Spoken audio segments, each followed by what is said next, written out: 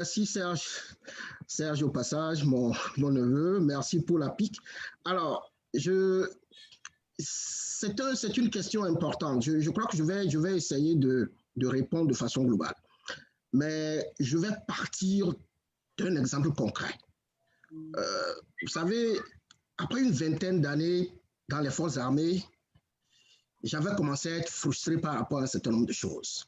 C'est pour ça que j'ai décidé de faire une thèse doctorale, pour mieux comprendre un certain nombre de choses.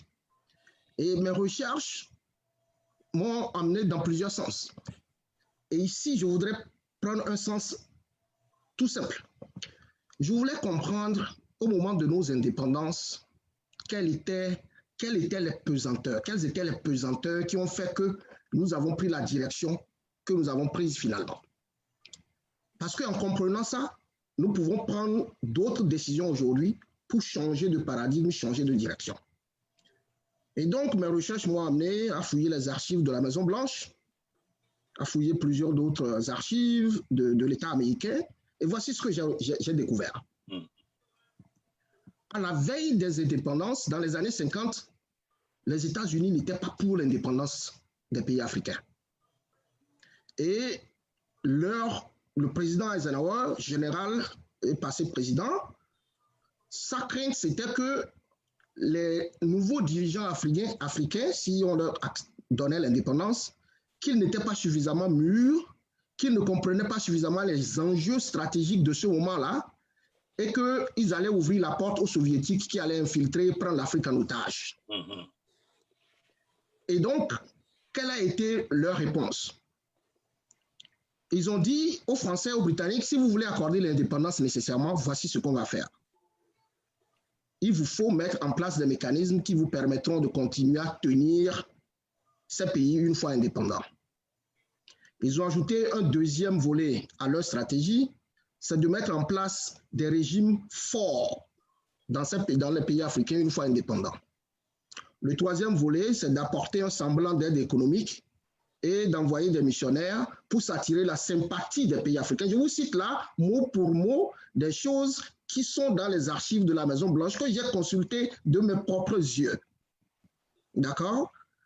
Et donc, voilà les circonstances, le contexte dans lequel nous avons accédé à l'indépendance. Ça dit que notre sort se jouait ailleurs. Et pendant ce temps, qu'est-ce que nous on faisait en Afrique? On avait des visions. On voulait une Afrique unie, les Kwame Nkrumah. On voulait une monnaie, le Sylvanus Olympio au Togo. Voilà, on avait des visions. Mais ailleurs, les décisions étaient prises et les enjeux étaient autres. Et vous avez constaté que, une fois indépendants, 3 mois après, nous sommes passés au régime présidentiel au Bénin, en Côte d'Ivoire, au Niger, ainsi de suite. Et quand ça n'a pas marché, on a commencé à voir une émergence de régimes dictatoriaux, parce que c'était en phase avec la stratégie de régime fort que les autres voulaient mettre en place pour protéger leurs intérêts.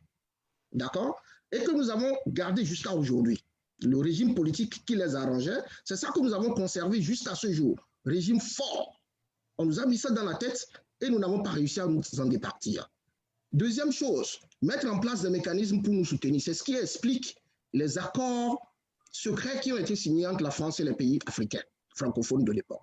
Donc, vous allez voir qu'en fait, des décisions ont été prises et des mécanismes ont été mis en place. Et nous n'étions pas au courant et nous avons voulu mettre en place nos visions, nos objectifs, nos idéaux. Et il y en a qui ont été assassinés, il y en a... Voilà. Donc, je décris ce contexte pour vous dire qu'aujourd'hui, la situation ne sera pas différente. D'accord?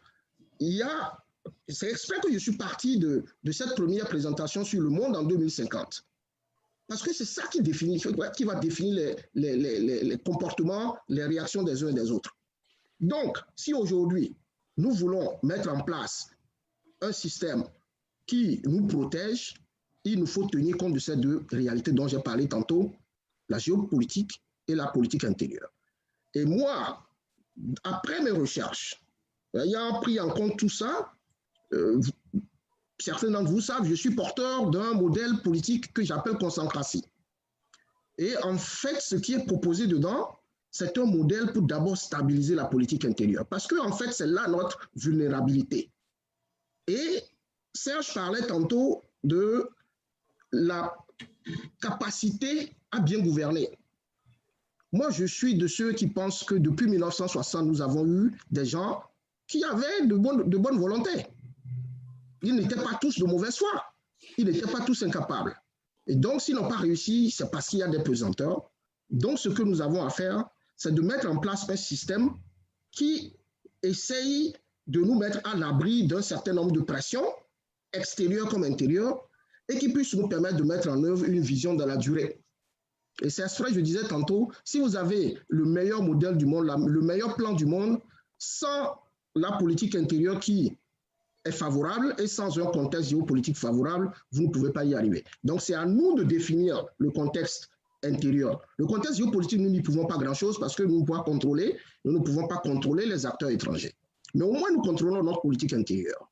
Et tant que nous aurons un système où tout repose sur un homme, et pour que cet homme accède au pouvoir, il faut qu'il aille s'endetter, aller chercher des milliards sur des opérateurs économiques étrangers ou intérieurs, aller faire nouer des alliances avec des gens, des réseaux de toutes sortes.